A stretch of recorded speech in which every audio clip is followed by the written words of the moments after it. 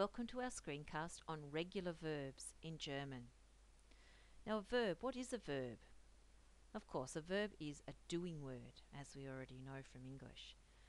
A few examples in German include machen, to do or make, spielen, to play, wohnen, to live, lernen, to learn. So we know what a verb is, but what do we do with it?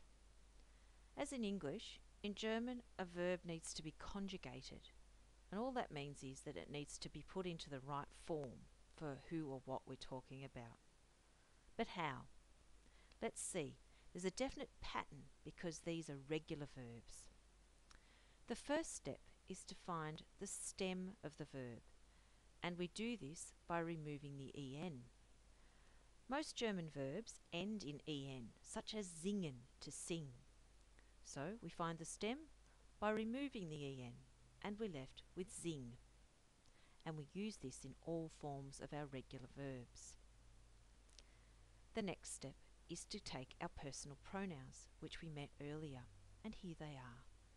Ich, du, er, sie, es, wir, ihr, sie, and sie. Please refer to the screencast on personal pronouns if you've forgotten about these. Then we take our stem that we found before, sing, and it appears, as I said, in each and every form of the verb. The final step is to add the endings, and the pattern goes like this. With ich, we add e. With du, st. Er, sie, and es use t. Wir uses en. T with ihr, and en with both the z's. And there we have our verb forms. So, what does it all mean? Let's look at the meanings of these verb forms. Ich singe means I sing. Du singst, you sing. Er, sie, es singt. He, she, it sings. Wir singen, we sing. Ihr singt, you sing.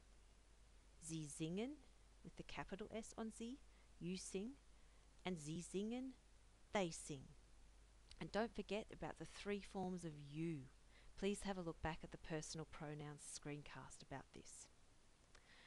So I'm going to give you a tip for how it might help you to remember those endings for regular verbs. I'm going to show my age now.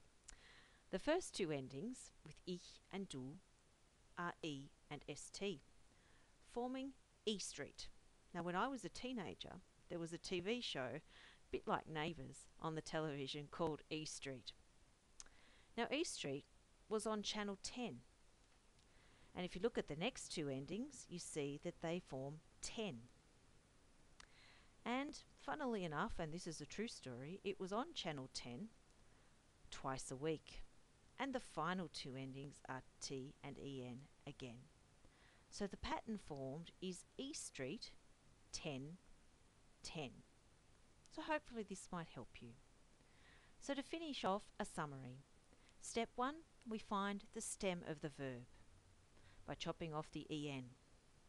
Next, we decide which pronoun we need. Do we need I, ich? Do we need he, er, or we, wir? And when we know that, we add the correct ending. This pattern is the rule for forming regular verbs in German.